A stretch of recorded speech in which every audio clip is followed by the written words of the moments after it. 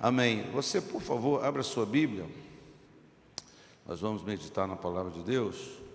Abra sua Bíblia no Salmo 19.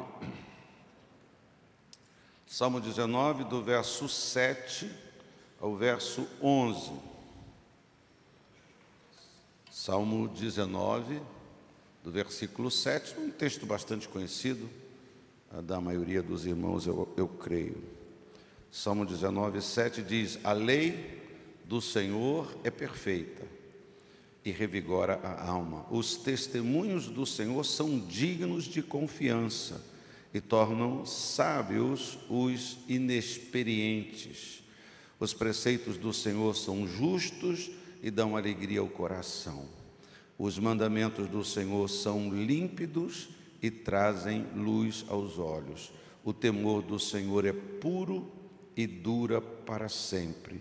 As ordenanças do Senhor são verdadeiras e são todas elas justas. São mais desejáveis do que o ouro, do que muito ouro puro. São mais doces do que o mel, do que as gotas do favo. Pois por elas o teu servo é advertido.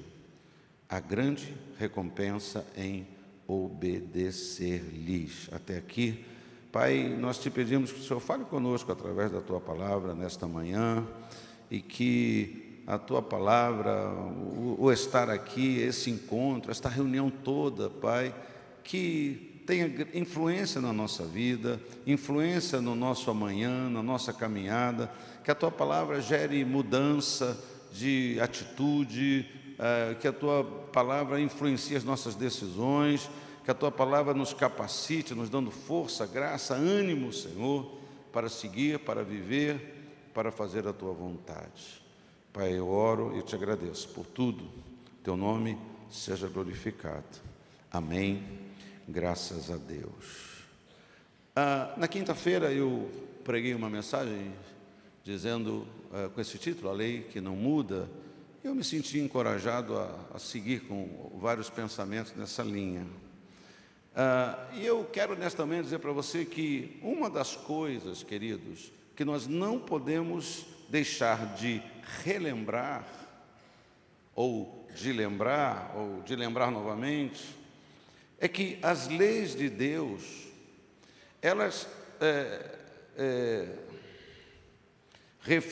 as leis de Deus referentes à vida do homem, as leis de Deus que têm a ver com os preceitos para você e para mim, sempre são leis boas. Não tem uma lei de Deus, para você e para mim, que não seja boa. Como o salmista, nós lemos aí, são verdadeiras, são justas, são maravilhosas, são abençoadoras da nossa vida. Não há uma só lei criada por Deus para prejudicar a vida do homem na terra. Não tem uma lei que Deus estabeleceu dizendo assim, o homem vai cumprir essa lei aqui e a vida dele vai ser ruim. Eu vou perturbar essa gente aí que me despreza. Não. A única coisa, ouça, que pode prejudicar o cumprimento destas leis é, obviamente, a não obediência a Deus, a não obediência àquilo que Deus estabeleceu. A lei, ela não foi feita e ela não pode por si só, e ela não faz isso, amaldiçoa ninguém, prejudica ninguém. O que torna essas coisas, o que faz com que certas coisas aconteçam é exatamente a nossa desobediência, a nossa decisão de desprezar aquilo, de não conformar a nossa vida à palavra. Hoje, e sempre foi assim, em proporções variadas, há um grande esforço de se conformar a palavra às nossas vidas, aos nossos interesses. Há muita interpretação da Bíblia que é para trazer conforto para o homem, é para atender e satisfazer o desejo do homem. Eu gosto disso, eu não gosto daquilo, eu gosto daquilo outro, eu gosto disso, eu gosto daquilo. E aí surgem, nós temos várias igrejas hoje que é para atender certas necessidades. Tem igreja assim, tem igreja assada, então quem gosta disso vai para tal lugar, quem gosta daquilo vai para outro lugar. Então, preste atenção. Quando algo acontece na sua vida e na minha, um desequilíbrio, uma queda, uma perda, Deus não é o agente, ou seja, Deus não é o autor destas situações, eu digo, conflitantes. Ao entrar em desarmonia com as leis de Deus, as consequências vêm em razão da quebra das leis e não da vontade de Deus. Ah, foi da vontade de Deus isso, foi da vontade de Deus daquilo. Não. A vontade de Deus e a lei de Deus foi estabelecida para você viver a melhor vida nessa terra. Ter uma corrida debaixo da sua bênção, da sua proteção, com tudo aquilo que você já conhece. Então, quando certas coisas acontecem, não é juízo da palavra, é quebra dessa palavra, é incredulidade dessa palavra, é desobediência a essa palavra.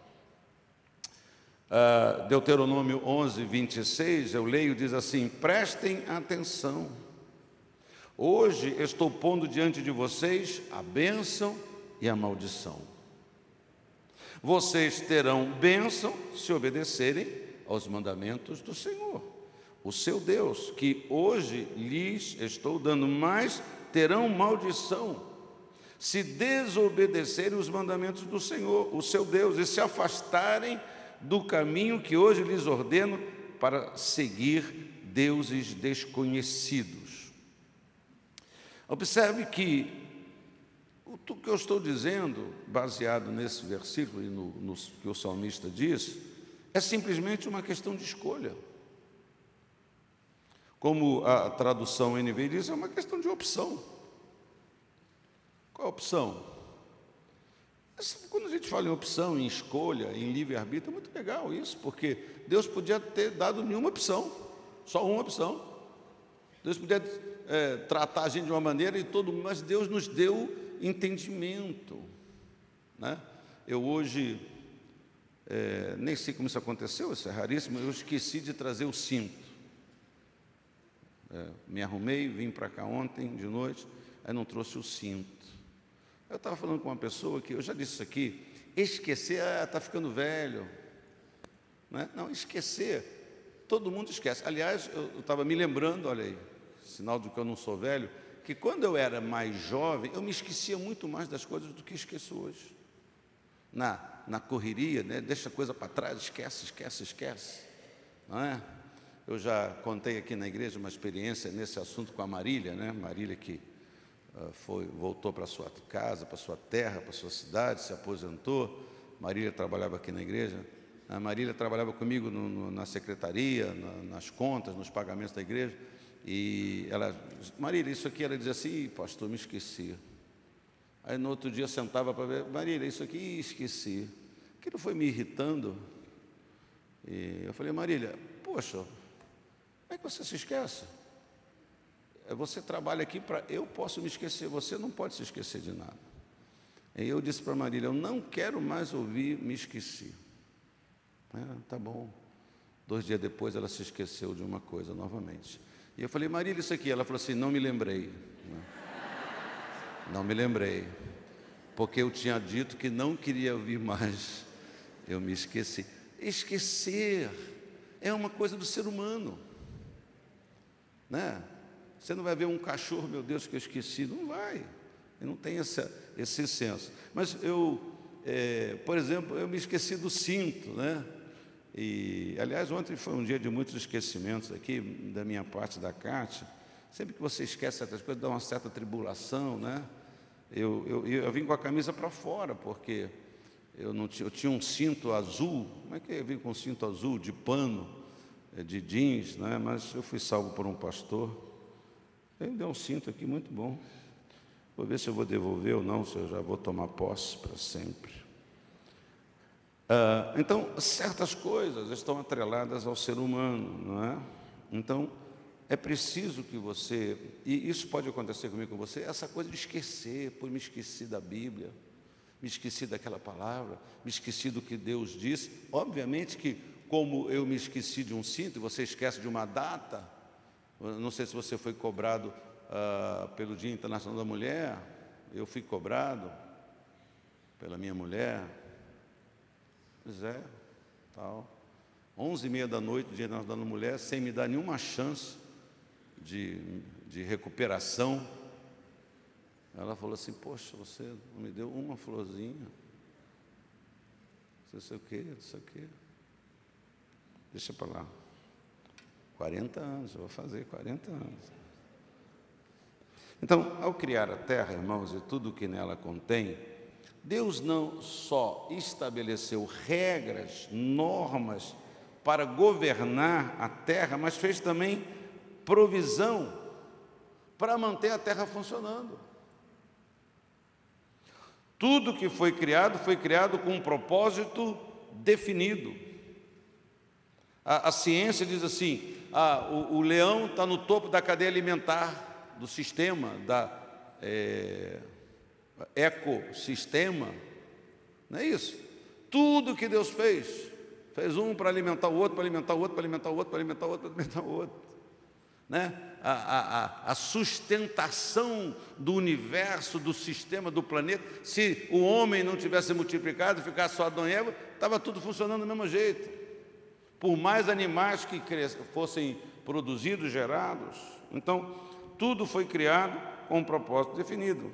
Você sabe, não sei se você sabe, eu também descobri há pouco tempo, li há pouco tempo isso, que há insetos que vivem apenas 24 horas. Já pensou? O bichinho nasce, dá 2 voltinhas, alguém come, lambe ele, e ele dura 24 horas. Se ninguém lamber, ele morre. Mas eu falei assim: por que isso? Que necessidade tem isso? Mas todo animal, ser vivo, ele foi criado com um propósito definido. Eles nascem e morrem, esses insetos, em apenas um dia. Mas enquanto estão vivos, eles recebem, desfrutam de tudo daquilo que eles necessitam. Dizem os cientistas que há sobre a superfície do nosso planeta mais de 2 bilhões de espécies vivas, das quais 60% vivem nas águas e 40% vivem na terra. Cada uma delas cumpre fielmente a sua função enquanto permanecem nesta terra ou nessas águas aí, né? É por isso que Jesus afirmou no Sermão dos Montes: observem as aves do céu. Não semeiam, nem colhem, nem armazenam em celeiros, contudo o Pai Celestial as alimenta. Não tem vocês muito mais valor do que elas? Interessante que toda a natureza, por exemplo, reconhece a autoridade de Deus. E parece também que apenas o homem tem dificuldade nesse reconhecimento. As aves cantam, não sei o que, louva a Deus. Tem animal que pela sua postura é chamado de louva a Deus, né? Um inseto aí, acho que é inseto. Enfim, me parece que só o homem tem essa dificuldade de reconhecer, né? Olha, poxa, fica tranquilo, Deus cuida das aves, Deus cuida disso. Vocês têm mais valor do que as aves dos céus. Veja como o profeta Isaías começa o seu livro registrando as palavras do Senhor, Isaías 1, versículo 3. Olha só que interessante esse versículo, você talvez já conheça ele. O boi reconhece o seu dono. Quem tem boi aqui? Tem não? Nós temos que providenciar alguém na igreja que tenha boi. Não é que faz para fazer um churrasco. O bispo Antônio, acho que eu já falei isso também, né? A igreja de Brasília tem um sítio muito grande, muito equipado, mais de 100 mil metros quadrados, tem fonte, tem nascente. E o bispo Antônio, ele dizia assim para mim: bispo Antônio, você falou assim, rapaz, é que as terras a esposa não quer, mas eu, se ela quisesse, eu ia querer morar no mato, queria ir para o mato. Gosto mais de bicho do que de gente. É um pastor assim, já pensou que confusão? Então ele comprou um touro, muito engraçado isso. Ele dizia assim: o touro não gosta de mim, o touro não vai com a minha cara. Então, aí o profeta falou assim: o boi reconhece o seu dono e o jumento conhece a manjedoura do seu proprietário. Mas Israel não sabe, o meu povo nada compreende. Compreende de quê? Dessa questão, dessa relação.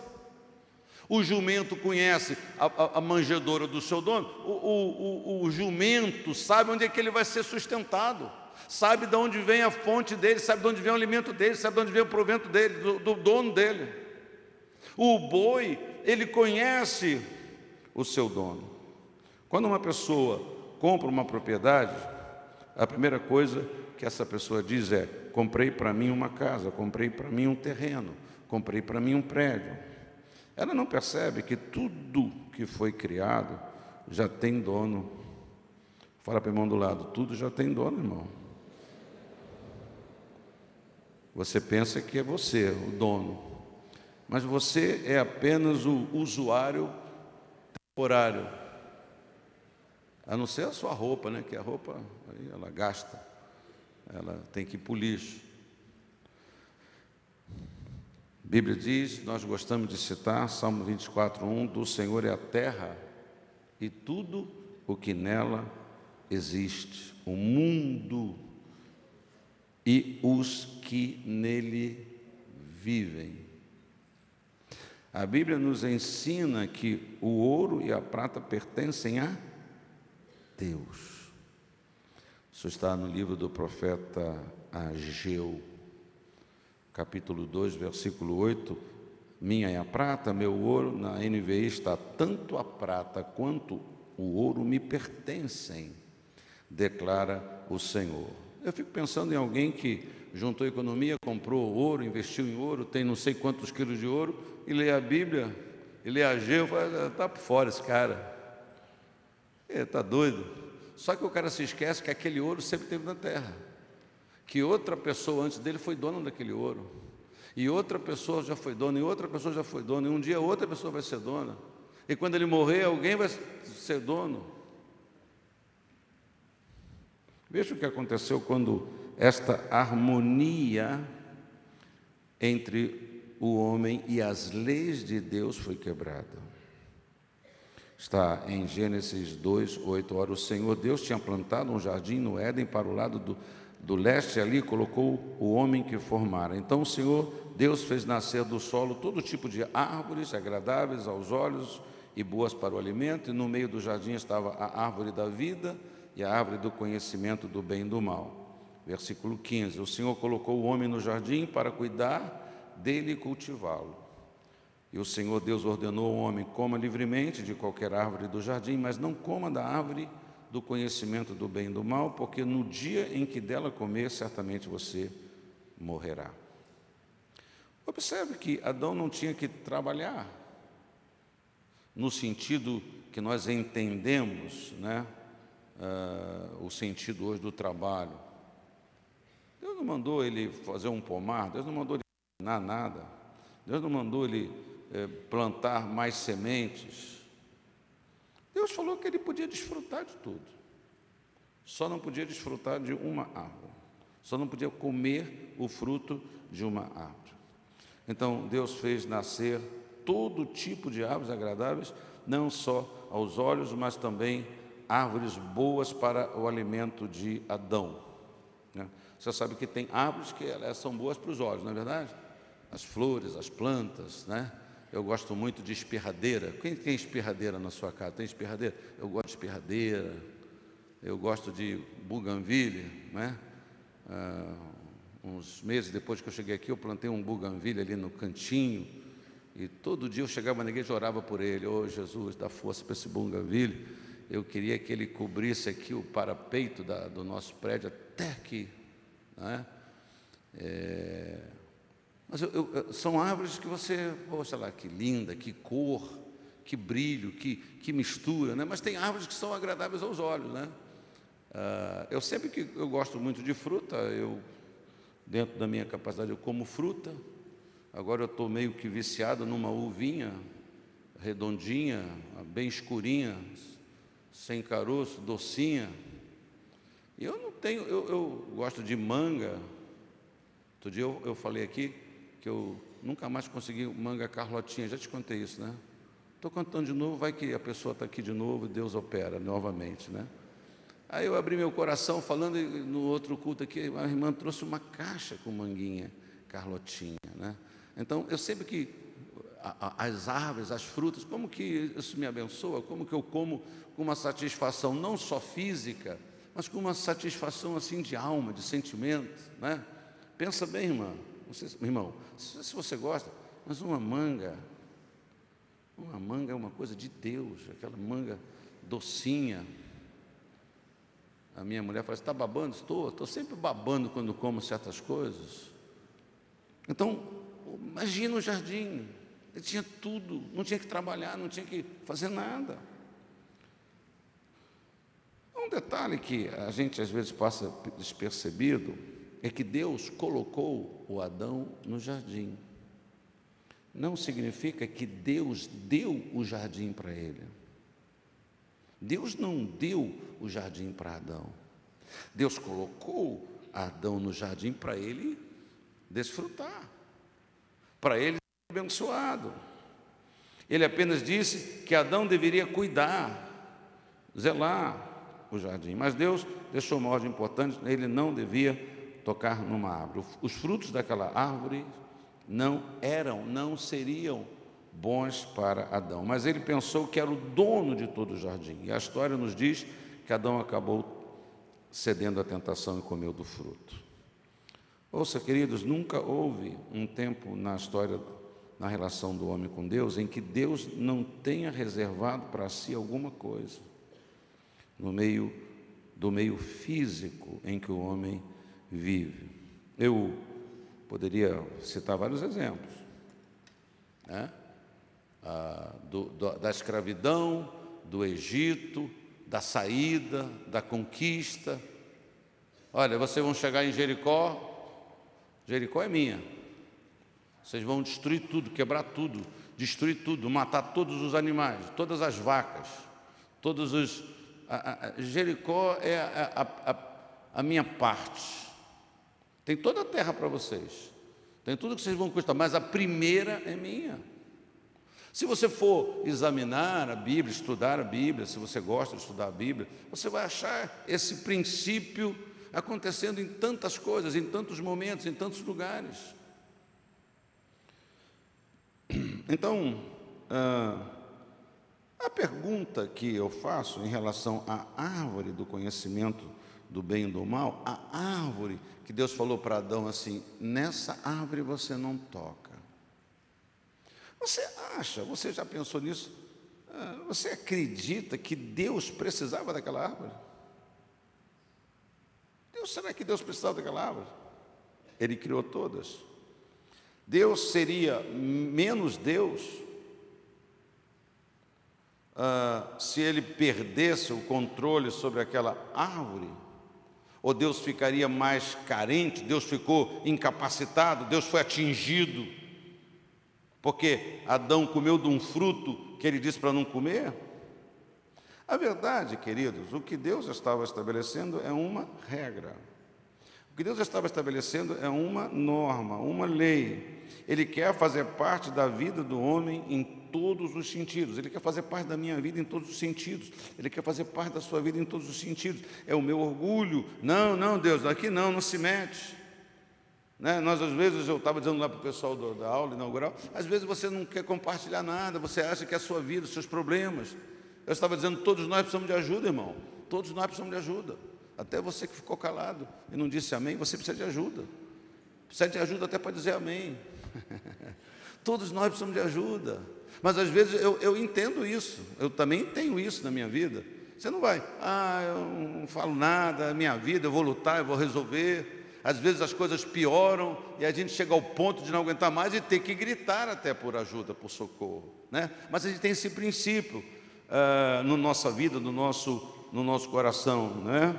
Mas Deus quer fazer parte da nossa vida. Deus quer fazer parte da vida do homem em todos os sentidos. Ele deseja que o homem viva bem, mas que ele viva também em harmonia com tudo o que ele, Deus, determinou. Deus não queria criar dificuldade para Adão com aquela árvore. Não, queria que Adão continuasse desfrutando de tudo. E ele, Deus, também não dependia daquela árvore. Se ele comer a árvore, ele vai virar Deus. Se ele comer a árvore, ele vai tomar meu lugar. Não, isso não estava aí. Não tinha a menor possibilidade. Você sabe, querido, que todo proprietário tem o direito de estipular as condições de uso da sua propriedade. Você tem uma casa, você aluga para quem você quer alugar, você dá, oferece para qualquer gente lá, seu amigo, seu patrão, seu pastor, seu vizinho, vai lá para a minha casa, fica lá, não tem que pagar nada não, vou te abençoar aqui, porque você é o dono, você dita o que tem que ser feito, você dá a chave para quem você quer, é sua propriedade, é sua casa. Se você alugar o apartamento, por exemplo, você tem que entrar em um acordo com o proprietário, né? Ele vai dizer que tem que pagar tanto, tem que fazer um contrato, e você que vai alugar, vai ter que concordar ou não. Se você não concordar, você vai para outro, você procura outro. No contexto da terra, em tempos passados, o cultivo obedecia uma lei que era chamada de meio a meio. Não sei se tem gente aqui que lembra disso. As pessoas que era dona da propriedade, da terra, recebia 50% do produzido. E a pessoa que trabalhava na terra recebia os outros 50%. Eu tenho força, eu tenho saúde, eu sei plantar, eu tenho terra, então você ocupa aquela minha terra, você permite, faz uma concessão para aquela pessoa, e tudo aquilo que ela plantar e cultivar, metade é do dono do terreno, metade é da pessoa que trabalhou. Esta era a regra mais comum no passado, nos acordos entre proprietário e trabalhador. Então Jesus ensinou uma parábola sobre o fazendeiro que contratou homens para trabalhar. Depois de contratar vários homens, o dono encontrou outro grupo que não havia sido contratado. E assim foi. Eram 5 horas depois, quase no final do expediente. Mesmo assim, os homens foram contratados.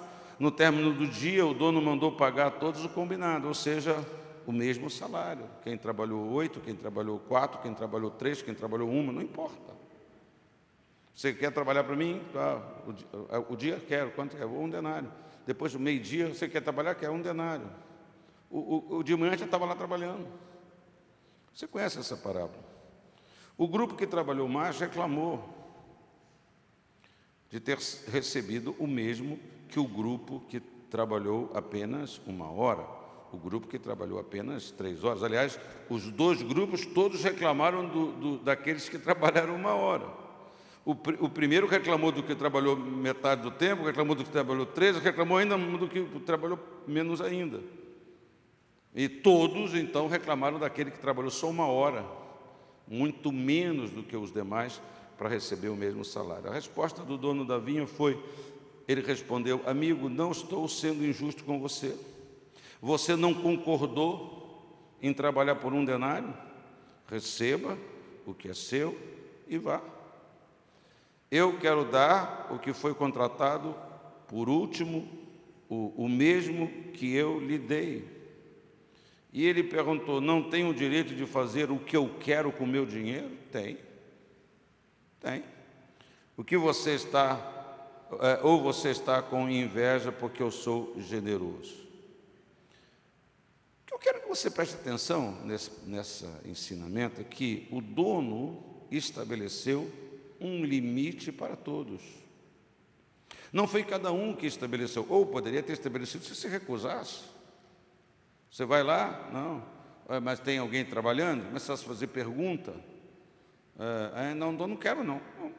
Parabéns para você. Ele não se preocupou com o número de horas que os homens trabalharam.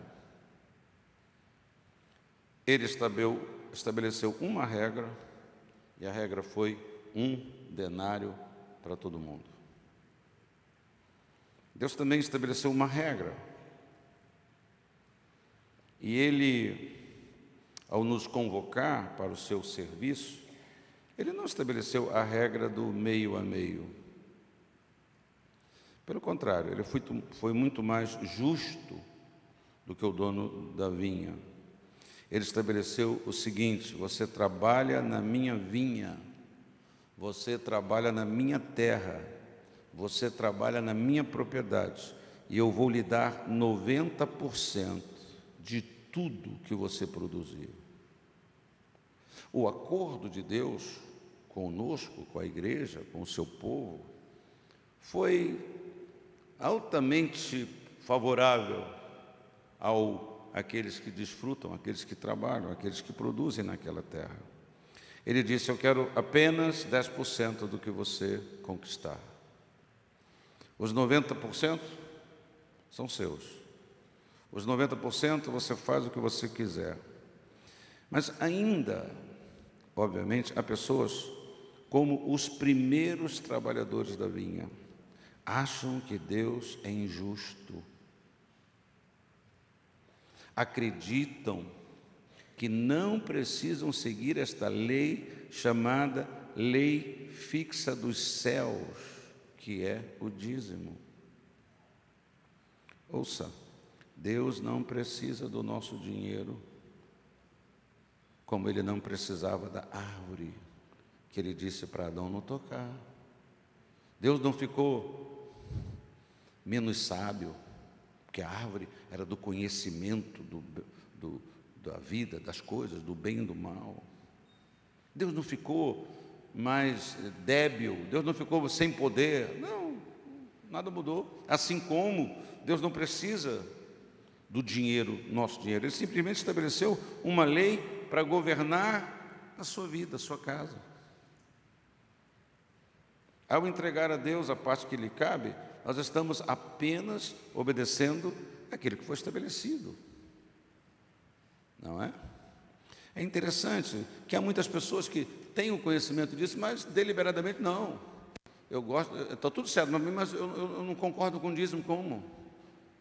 E aí você quer o benefício, você quer um denário, ou você fica chateado que o outro tem um denário que está menos tempo, está pouco tempo, e você está muito tempo, mas você não está revoltado com o combinado, com o estabelecido por Deus. E é muito fácil você dizer: não, isso é coisa da igreja. Dízimo é negócio de pastor que fica tomando dinheiro dos outros. Tudo bem, as pessoas falam o que quiser, as consequências são as mesmas. Olha, lembra lá do passado? Eu coloco diante de você uma coisa boa, você escolhe, faz a sua opção de vida. Se você andar esse caminho, as coisas vão ser de um jeito. Se você andar no outro, vai ser de outro jeito. Não que Deus agora está te perseguindo, né? Eu já citei essas coisas que eu ouvi quando era jovem na igreja. Eu vi testemunho, já contei isso aqui. Não ando mais em outras igrejas, não conheço mais essas histórias. Que a irmã falou, nunca vou esquecer disso. Eu devia ter 16, 17 anos.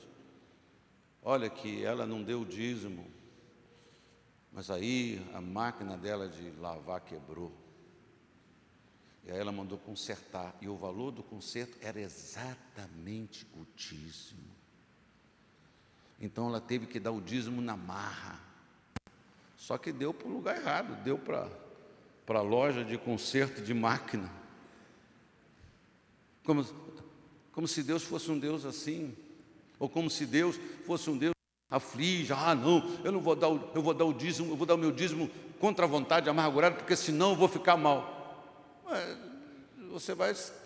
Estamos lidando com a lei, estamos lidando com um princípio. O que é lei? Lei é um princípio.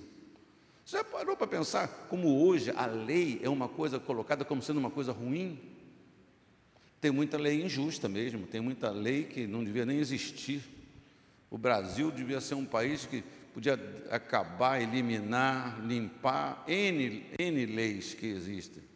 Leis que não funcionam, leis que não adiantam para nada. Eu entro aqui na Caibachuta, para ir sair daqui da igreja, aí todo mundo faz contramão na Caibachuta, a mão é só para lá. E o pessoal faz cara feia. Uma vez lá na saída, lá para outra rua, lá no final da Caibachuta, na primeira esquerda, veio um cara entrando na contramão, deu uma freada em cima do meu carro. Então, a lei, isso não importa. Não importa, a placa que não pode dobrar, até um dia Deus guarde todas as pessoas, né, que guarde a mim, guarde as pessoas de ter um acidente grave ali. Mas as pessoas, eu até se fosse prefeito, secretário de trânsito, eu mudava ali, mudo o trânsito ali, o pessoal não pegou, o pessoal não respeita. Ou você vai ficar lá multando o dia inteiro, porque não respeita aquela lei. Agora, a lei de Deus, ela não muda, irmão. A lei de Deus ela não vai mudar porque 50%, 60%, 100% não quer mais aquela lei. Porque ela é uma lei fixa dos céus. As pessoas podem falar o que quiser, as pessoas podem usar todos os argumentos. A lei ela vai continuar em vigor. Eu estou aqui hoje, nessa reunião, eu sou um pastor, porque lá atrás alguém colaborou com a igreja. Alguém lá atrás, com o seu dízimo, pagava a conta de luz da igreja que eu entrei e que eu me converti. Alguém lá atrás contribuía com a igreja e ajudava, pagava o programa de rádio que o pastor estava pregando e a minha avó assistiu e a minha avó abriu o coração para o evangelho e a minha avó assistia aquele programa e a minha avó ia para a igreja católica, de vez em quando fazia umas mirongas lá, enterrava uns bagulhos lá no jardim. E aí, quando aquele pastor disse assim, quinta-feira que vem eu vou estar aí na igreja de Nova Vida, na Teixeira de Castro, a minha avó falou assim, eu vou lá conhecer esse pastor. E a minha avó foi, eu fui, essa família, a minha irmã, que está aqui na igreja, nós nos convertemos. Por quê? Porque Deus agiu, porque Deus operou, claro, obra do Espírito Santo, mas alguém criou aquelas condições que Deus usou, porque Deus usou aquilo para nos alcançar, como Deus tem usado a sua igreja, a sua obra, sei lá, tudo que você pensar, para nos alcançar, para alcançar o perdido pecador.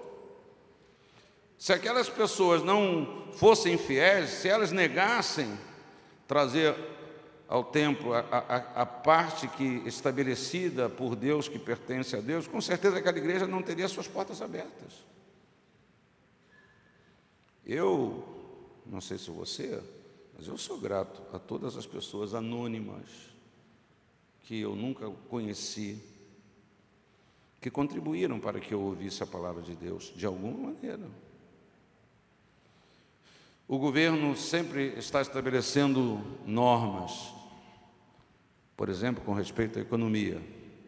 Estamos todo mundo assistindo à reforma da Previdência. Como é que ela vai nos atingir? Você sabe que eu não sou aposentado ainda. Já devia ser. Eu já devia estar usufruindo, mas ainda o governo está usufruindo de mim, por enquanto.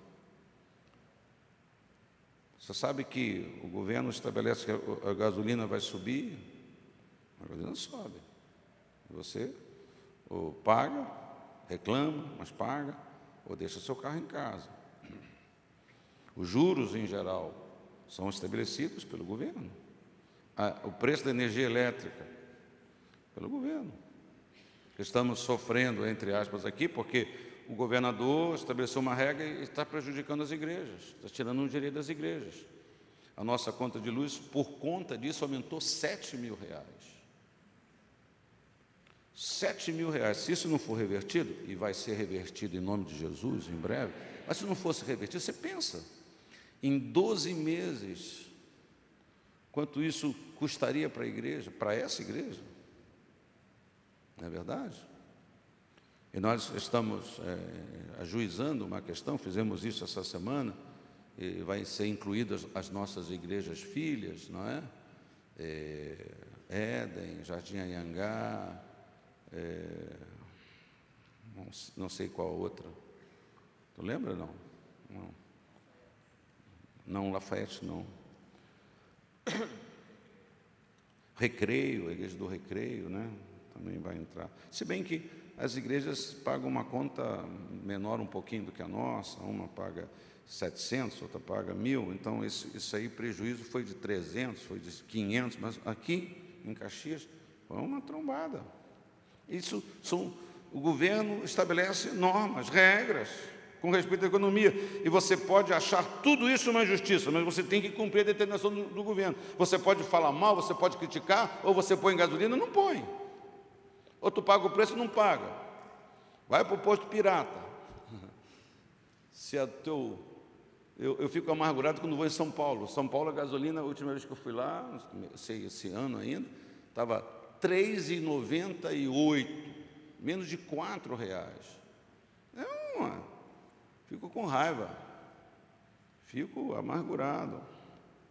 Então, mas a gente tem que pagar, a gente tem que atender, pois se não cumprir, você sabe que está sujeito a punição. Punição. Você nem recebeu o seu dinheiro, o seu salário, mas o governo já recebeu o imposto de renda dele. Quando você veio um dinheiro para a sua mão, já saiu a previdência social, a parte que cabe a você. E você faz o quê? Não tem nada, não tem hospital. Aí tu fica nisso, mas você paga. Não é? Você paga.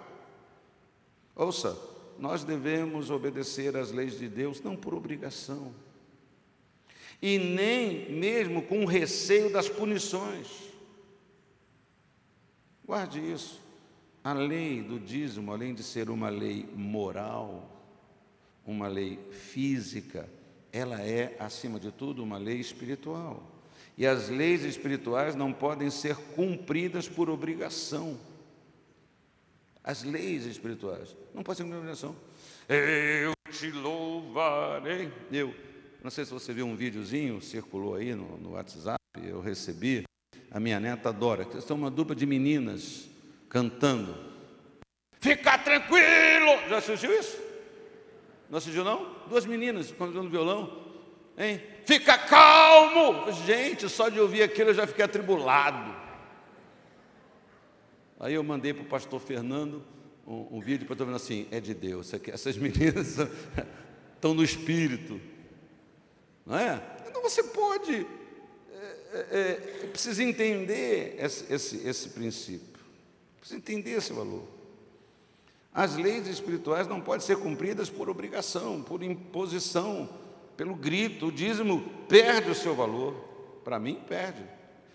Assim, espiritualmente falando, nas promessas dele, perde o valor quando é dado por exigência, por obrigação, quando é dado por medo de ser punido.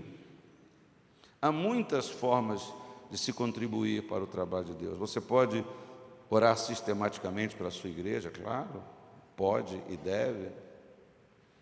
É uma forma de contribuir. Você pode convidar as pessoas para estar com você nos cultos. Você pode, como afirmou o apóstolo Paulo, contribuir com seus dons. Todos temos diferentes dons, de acordo com a graça que nos foi dada. Se alguém tem um dom de profetizar, use-o na proporção da sua fé. E se o dom é de servir, sirva. Se o dom é de ensinar, ensine-se a dar ânimo, que assim faça. Quantos têm o dom de dar ânimo? Isso é um dom, porque a igreja precisa dar ânimo. Dar ânimo. Vai, não, vai. Estou com um problema. Não, fica firme, vai. Precisa de mim, eu vou lá com você. Precisa lá dar uma surra no seu marido, eu vou lá dar uma surra no seu marido com você. Aliás, esse negócio da lei aí, no Dia Internacional, eu estava pensando nisso, né? Acho que eu falei aqui durante a semana. Onde é que um homem vai reclamar da mulher que bate nele? Onde é que um homem vai reclamar? Tu conhece alguém? Você conhece algum homem que é apanhando a mulher? Olha aí. Onde é que um homem vai reclamar de ser abusado moralmente pela mulher? Tu é um frouxo, tu não serve nem para nada, tu é um vagabundo. O homem faz o quê? Precisa ter uma delegacia do homem. Pode ser que eu não entenda bem, eu não sou a favor de nenhuma violência. É um absurdo o que acontece hoje aí, os caras... Deus me livre, irmão, Deus me livre. Se eu passo por um cara desse, eu tenho vontade de esganar ele. Eu preciso, você fica aí, velho homem, não vem não, porque é muito complicado na minha cabeça certas coisas. Claro que você não é a favor disso, mas para mim a nossa sociedade é tão hipócrita, tanta hipocrisia, tanta besteirada. Tem uma lei, a lei do crime, matar um ser humano é um homicídio. Um homicídio não é de homem, é de ser humano. Homicídio. Criança, agora nós vamos criar a lei da juvenicídio, velicídio, feminicismo. Isso é para mim, uma coisa tão anormal. E a mídia fica batendo, mais um feminicídio. O que é isso? O que isso resolve? Não é verdade? Estamos combatendo, vamos criar lei. Tem que criar lei para os homens. Tem que criar lei para os homens, poxa. Eu conheço mulher que, pelo amor de Deus, e o cabra tem medo dela, mesmo porque já apanhou dela. Eu já contei aqui que nós tínhamos uma vizinha aqui do lado, quando aqui não era nosso terreno, era uma propriedade, tinha uma pessoa que morava aqui, que o marido chegou em casa bêbado, ela deu uma surra nele. Você está rindo porque você não era ele. E ela, não satisfeita, saiu de noite, foi aqui numa comunidade, trouxe 3 caras para continuar batendo no marido dela. Eu já contei essa historinha, né? Quando a gente comprou o terreno, eu conversei com ela, quando a gente alugou, eu conversei com essa mulher uma vez só na minha vida. Seu pastor, o jeito que ela falou comigo, eu falei para o pastor Alexandre Marinho, que estava servindo aqui na igreja, eu falei, pastor Alexandre, eu nunca mais vou falar com essa mulher. Falei para ele, eu vou dar para ela, como é que está a senhora? Bom dia, eu vou passar longe, porque eu disse para o pastor Alexandre assim, eu vou me atracar com ela. Você está rindo? Eu falei para o pastor Alexandre Marinho, pastor Marinho, me ajuda, me protege, porque se essa mulher vier para mim com forças, eu vou ter que ver, estamos rolando lá no meio da... Uma mulher dificílima, como diz o pessoal do Nordeste, uma caningada, meio caningada, forte. Enfim, deixa eu parar de falar bobagem, acabar a minha palavra para você nessa manhã. Então, se é contribuir generosamente, se for contribuir, que contribua generosamente, se for exercer liderança, que exerça com zelo, se for mostrar misericórdia, que eu faça com alegria. Mas há 2 contribuições que Deus espera, e que Ele aprecia de um modo especial. A primeira é a entrega voluntária, espontânea da parte dos nossos bens, que chamamos de ofertas. Paulo, ensinando a igreja, diz: cada um dê conforme determinou o seu coração, não com pesar ou por obrigação, pois Deus ama quem dá com alegria. Esta é uma decisão, então, pessoal, íntima, algo que nasce no coração. Quando se oferece a Deus com liberdade, Ele passa a suprir todas as nossas necessidades. A segunda contribuição é a chamada de dízimo. O dízimo representa uma parte que nós recebemos através do nosso trabalho, uma renda que nós temos de qualquer natureza que ela seja. Quando você recebe a aposentadoria, ela é em consequência, em razão do seu trabalho. Quando você recebe uma pensão, ela é em consequência do trabalho de alguém. E a fidelidade nesta contribuição garante a nossa prosperidade. Você conhece o texto? Há algum tempo esteve no nosso envelope, nem sei, acho que não está mais no envelope. Tragam dízimo todo ao depósito do templo, para que haja alimento na minha casa. Ponham-me à prova, diz o Senhor dos Exércitos, e vejam se não vou abrir as comportas dos céus e derramar sobre vocês tantas bênçãos que nem terão onde guardá-las. Então, eu preciso que se creia nessa palavra. E eu creio nesta palavra de Deus. Se há uma área que precisa experimentar uma reconciliação, eu diria que esta área é a área material. Se há uma área que tem que haver uma reconciliação nossa, da igreja, na nossa vida material, não podemos dar a nossa vida apenas pelo trabalho. Não podemos dedicar o melhor do nosso tempo apenas correndo atrás de dinheiro, de recursos. há muito mais preparado para nós pelo nosso Deus. Há muitas árvores plantadas pelo Senhor para o nosso deleite. Para nossa satisfação, não vamos ceder à tentação, queridos, de tocar na única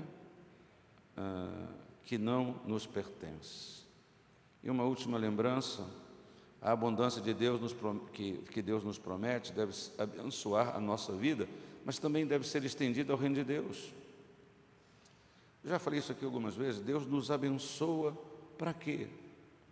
Deus coloca uma placa de abençoado em você, para as pessoas olharem para você e falarem: nossa, aquele homem abençoado. Não, Deus nos dá a bênção, nos abençoa para nós sermos abençoadores. Abençoadores. Abençoadores de quem? Abençoadores de quem bate a porta, de quem está do meu lado. Eu não tenho que esperar. Muitas vezes você vê uma situação, você tem condições de fazer, de ajudar, de socorrer. Então você deve fazer. Deus nos faz prosperar para que possamos socorrer os que precisam de ajuda. Lembre-se das palavras de Jesus: onde estiver o tesouro, aí também estará o seu coração. Responda para você mesmo, antes de deixar a igreja nessa manhã, o templo nesta manhã: onde está de fato o meu coração?